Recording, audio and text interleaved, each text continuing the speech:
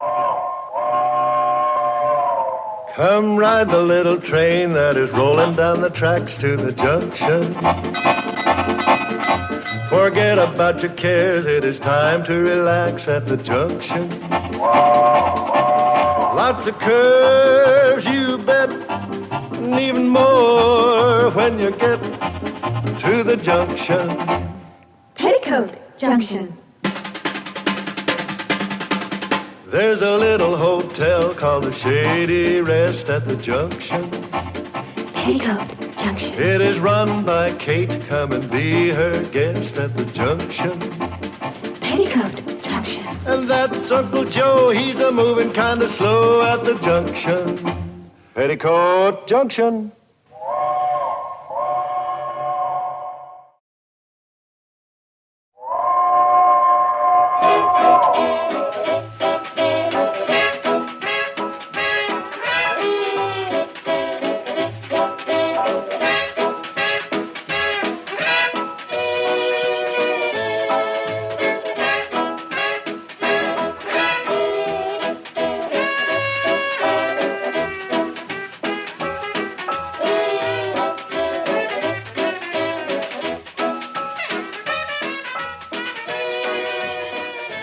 Are we bothering you, Mom?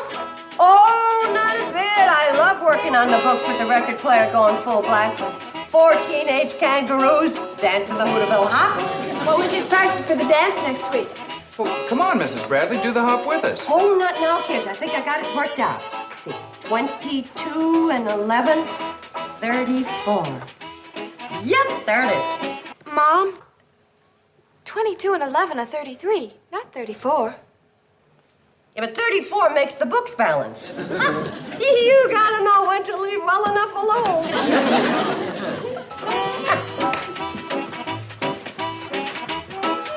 Mom, a honeymoon couple just got off the train. They're on their way out. A honeymoon couple? How do you know? Well, he called her Dreamboat, and she called him Poopsie, and then they kissed and said, yum, yum. You're right, they're honeymooners. Boy, customers. Well, what about their luggage? Uncle Joe's getting it. You check out the bridal suite. You get out the good silver and alert the kitchen staff. That's me. Can we help, Mrs. Bradley? But we could use some kindling for the fireplace. Do you boys like to chop wood? Well, Boys. We'd love to.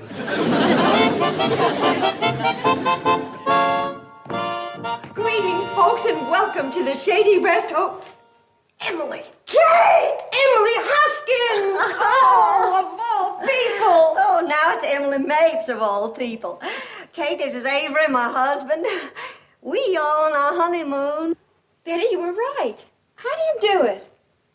Years of experience. So nice to meet you, Avery.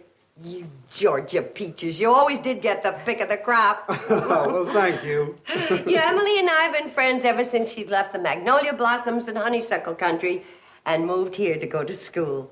Do you know how long ago that was? Well, it was at least... Well, let me put it this way. So you kids are on your honeymoon. Congratulations. Well, thank you, Kate.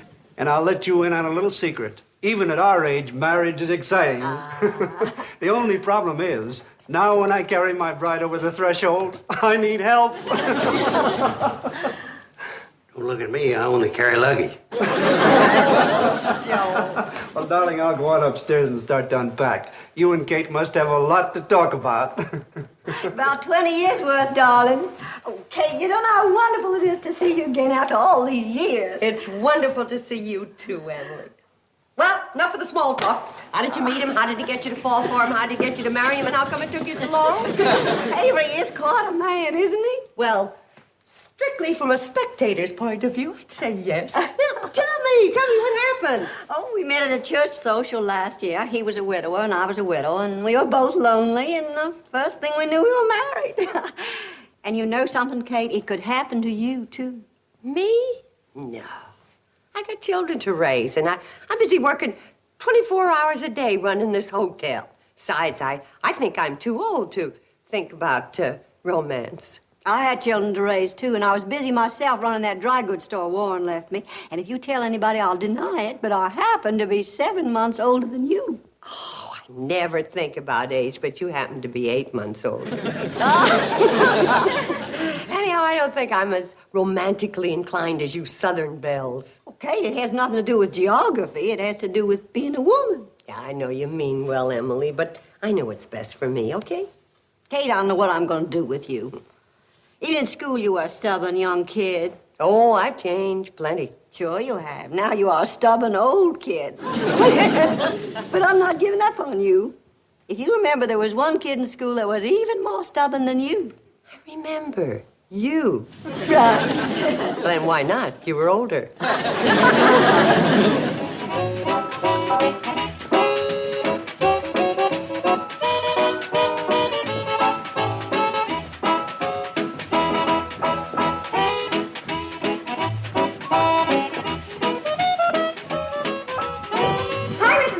Billy Joe, could I talk to you for a minute? Sure. Hey, come on and join us. No, thanks. You see... Come on, it's fun. Oh, okay. Say, this is fun. It's called the Hooterville Hop. What do you want to talk about, Mrs. Mapes? Your mother, she has a problem with men. What's that, Mrs. Mapes? I said your mother, she has a problem with men. Mrs. Bradley? Men? Which man? Let's go up to my room. If we're going to talk about Mom's private life, let's do it where it's not quite so public. Gee,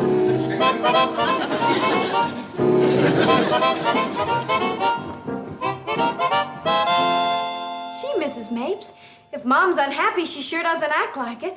She's so full of fun, and she's always laughing and kidding around. That's right, Mom's one of the happiest people you ever saw. Now, yes, while she has you girls for company. But how's she going to be in 3 or 4 years when you've all gone off someplace and got married? 3 or 4 years? Who's going to wait that long? My point, exactly. It could happen tomorrow. Yeah. You know, Mrs. Mapes is right, Billy. When we're gone, it's just going to be Mom and Uncle Joe. And how many games of checkers can she play? Poor Mom. Why don't you talk to her, Mrs. Mapes? I've tried. I love your mom just like you do, but she won't listen to me. Your mother is, shall we say, strong-willed. We just say she's stubborn. If she's going to find that road to happiness, you girls are going to have to help her. You mean help her in the direction of the right man? Exactly. So it's up to you. All right. I suggest we go straight to Mom and make her change her mind about finding a man. Oh, you gotta be kidding. Us make Mom change her mind? Sweet, lovable, muley Mom. Oh, come on now. She'll listen to reason. Sure she will. So you do the talking. Me? Wait a minute now. You know how muley Mom is. It's too late. You're stuck. I second the sticking. Keep talking, Bobby Joe. Your suggestion is very interesting. Billy Joe and Betty Joe didn't think you'd listen, but I knew that if the facts were properly pointed out, you'd want to get interested in a man. Because, you see, we've decided what you should do with your life. I see. And I was elected to make the suggestion. I have another suggestion. Go ahead, but this one better get off the ground. Well, since the direct approach doesn't seem to work with Mom, and I speak from bitter experience, I say we trick her. Hey, you're right. We'll have her walking arm in arm with the right man before she even knows she shook hands with him. And we'll find him. How? Mom's not going to go out and try to hook a man on her own, and there are no fish in these waters. So what we've got to do is stock the pond. Hey, that's a wonderful idea.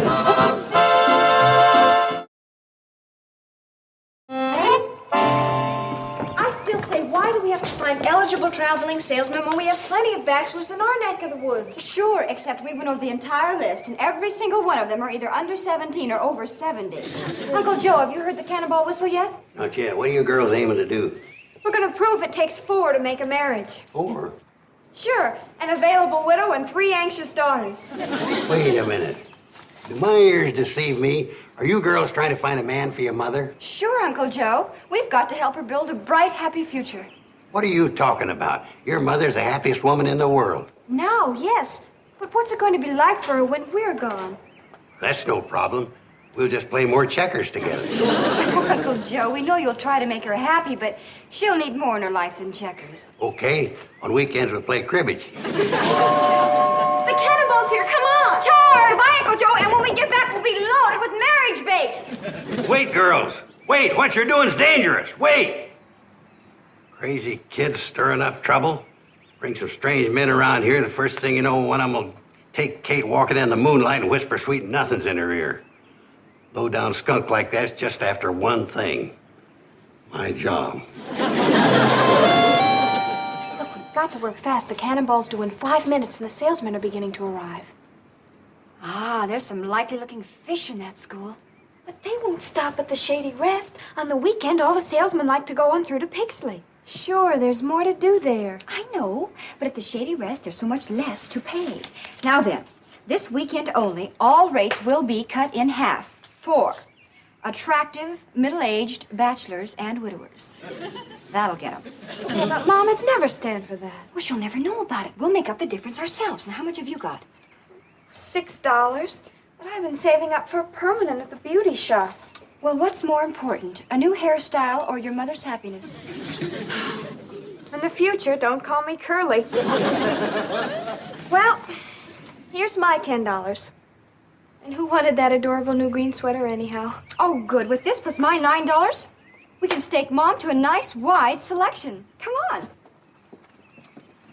Pardon me, sir, but how would you like to spend a delightful weekend at a breathtakingly beautiful resort hotel for a mere fraction of the usual rates? That sounds great. It is, if you qualify. Qualify? Yes, sir. Are you married? No. Then you qualify. Sounds wonderful. Oh, it is. That is, if you qualify. Are you married? Well, yes, I am. Oh, I'm sorry. You don't qualify. I've been a bachelor all my life. You qualify. Oh, pardon me, sir, but how would you like to spend a fun-filled weekend at a lively resort hotel, and if you qualify, you... Reverend Mims! Hi there.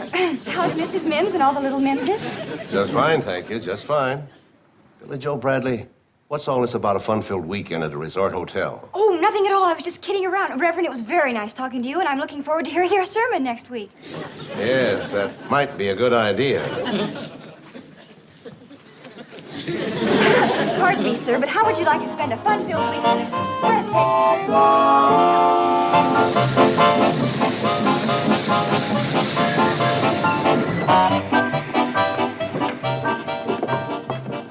This is it, gentlemen. The Shady Rest Hotel. Go right on up the hill. That's where you'll find your hostess for the weekend, the charming and attractive widow, Kate Bradley. Don't be bashful. Talk to her. She's very friendly. And not only that... Yeah, quite a place. I hope the beds are good. Yeah, here we go. Thank you. How do you do? Gee, that's a great-looking lineup of hot prospects. And eligible. Every hand-picked one of them. How in the world did you get them here? American know-how. Well, however you did it, and I'm proud of you. Now, if your mother will just show something. Isn't this wonderful, all these new guests? They're all men. And all single. What's that? I mean, they look like wonderful guests. Every single one of them. Oh, well, I gotta go fix dinner. Oh, no, Mom, we'll do that. You're going to be too busy entertaining the guests. I am? Mm-hmm. Well, sure, Mom. We haven't had this many guests in such a long time. And you've got to make sure that they feel right at home. I do? Of course you do, Kate. But you're not going to do it in that dress. I'm not? Well, no, certainly not, darling. You come on upstairs with me. I have a knockout of a dress for you. It's an original from Cleveland. What's wrong with this dress? Oh, it's all right, Kate. It just isn't you. Keep your fingers crossed. Operation Manpower is underway.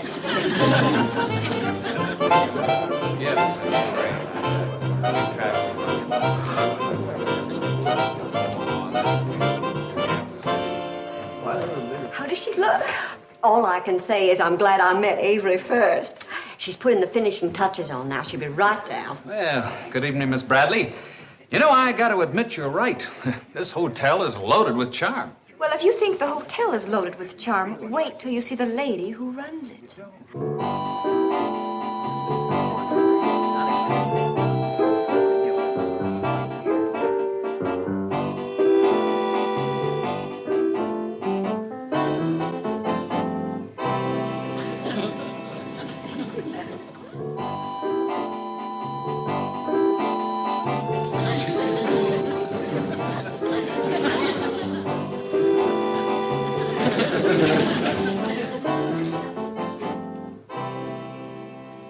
Good evening, Kate Bradley. I'm everybody. I mean, good evening, everybody.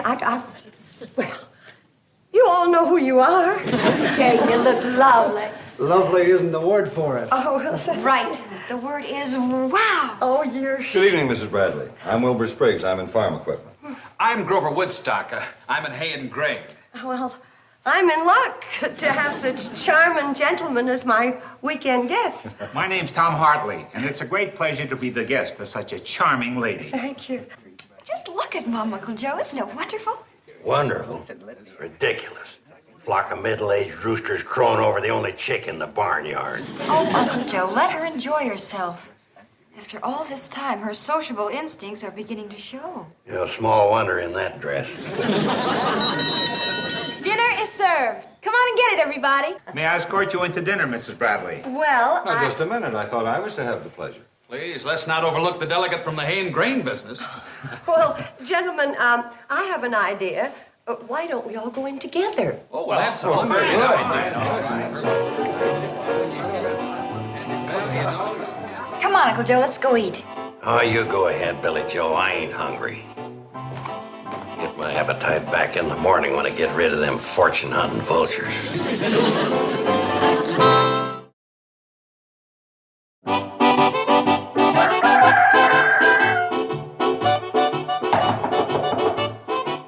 Come in.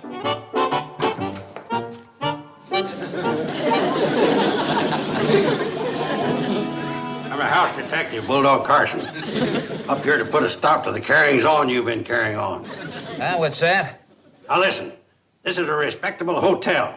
And we don't put up with mashers like you pestering the elderly lady that owns this place. Oh, folly. The complaint is you've been following her. Hey, hold on. I don't know what you're talking about. You know what I'm talking about. Mrs. Bradley, the heavily made-up woman with the gray hair. Oh, I forgot this week she's a blonde again. Now, wait a minute. We're on to your type, you low-down gigolo. Take my advice. The next train goes through here in 20 minutes. Be on it. Look, if you don't get out of here, I'm gonna... You and the rest of them scoundrels better be gone pronto. Remember, I'm packing a blackjack here and a heater here. You're not messing with kids, you know. This here is Bulldog Carson himself. Come on, Bulldog, back to the kennel. Mr. Woodstock, I don't know what's been going round in my uncle's head, if anything, but please accept my apologies. Oh, that's all right, Mrs. Bradley. I should have expected it. This whole deal was wacky from the start. Am I married or single? Reduced rates for bachelors and widowers? It's beyond me. Married or single, reduced rates for bachelors? Why, those little rascals. They sure are, Kate. All them others and this one, too. No, Uncle Joe, not them, the girls. Why, they cooked up this whole thing to push me into romance. I could have told you that, Kate. I got an eye like a hawk. A minute ago, you were a bulldog. Mr. Woodstock, would you mind meeting me on the porch in an hour? Sure, Mrs. Bradley, but... I'll round up the other gentlemen. We'll have a little powwow. Together, we'll strike a blow for the older generation. Come on, Uncle Joe. Okay, Woodstock, I'm through with you. You can go back to sleep now. Come on, Bulldog.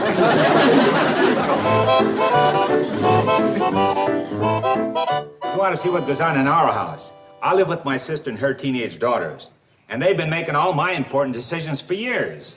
Now, my children are married and scattered all over the country, so they're forced to run my life by long-distance telephone. Collect. So then you understand what I'm talking about. Of course we do. And you'll go along with what I want to do tonight. Oh, you bet. Boy, has it changed my mind about you. Any group of grown men who's scared to death of teenagers can't be all bad. Say, where do you suppose Mother's been hiding all day? I don't know, but I sure hope she's out with those fellas. That'd be great. I hope she's been out with just one of them. That'd be even greater. Yeah. Hey, you know that tall one with the gray hair? I think he's really attractive. Girls, come quick. Your mom's gone plumb love loony. Oh, Uncle Joe, what's wrong with her? What happened, Uncle Joe? It's too brain-shattering to describe. You'll have to come to the lobby and see for yourselves. Uncle Joe!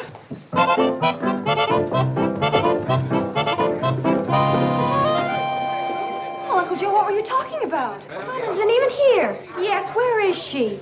Whoopee! Happy New Year, boys. Did you miss me? I'm good looking. Say, what kind of a party is this? I want dancing, singing, revelry. Atta girl, Kate. Anything you say. Thanks, doll. Now, which one of you handsome, eligible gentlemen is going to get me some of that punch? How about you, Grover, honey? You're cute. You're not so bad either, tall, gray, and boy, would you make a great husband. It looks like Mom, and it sounds like Mom. But it's gotta be somebody else. You're okay, Katie, baby. You too, Wilbur. You're Rudolph Valentina with the crew cut. You and those eyes. They're dreamy. Can that be Mom? Our Mom? Sweet, wise, level-headed, sensible Mom? It is. But there's nothing to worry about. Nothing to worry about. No, you see, we're all having the same nightmare. Pinch yourself, you'll see. Ouch. Darn it. Come on, we better try and talk to her. Oh, you fascinating rascal. Sit out here. Mom, can we talk to you for a minute? What'd you have in your mind, youngster? Some other place, Mom. Yeah, like outside, about 5 miles away. Stand back, party poopers.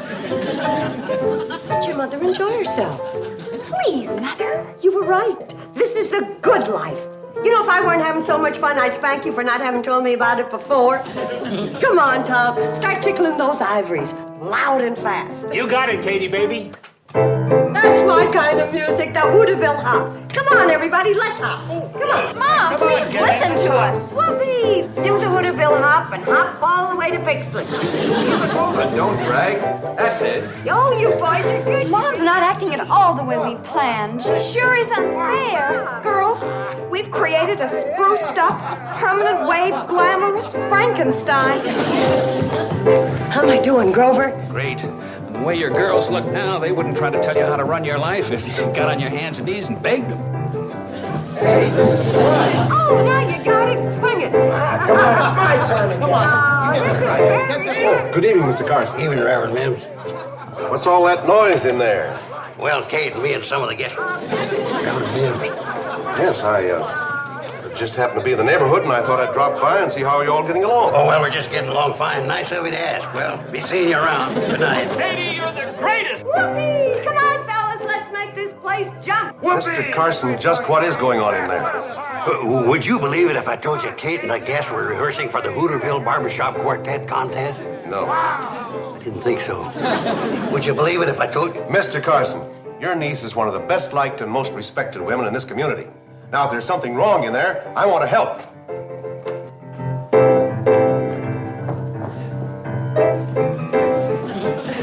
Reverend Mims. How nice of you to drop in. What's new?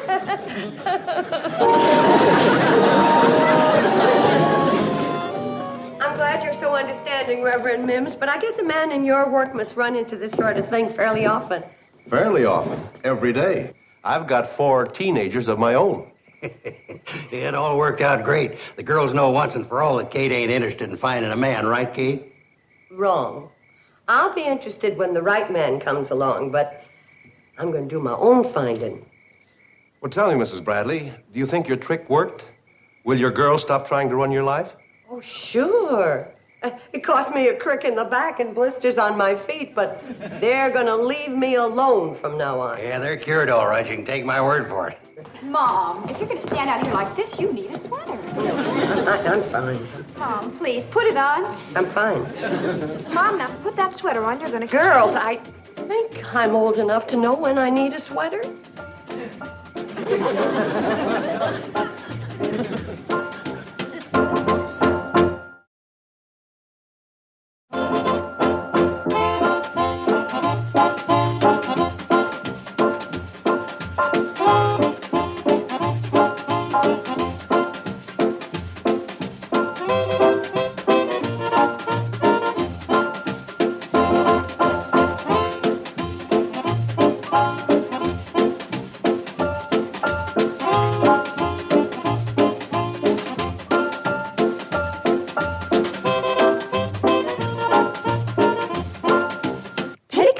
Junction. This has been a Filmways presentation.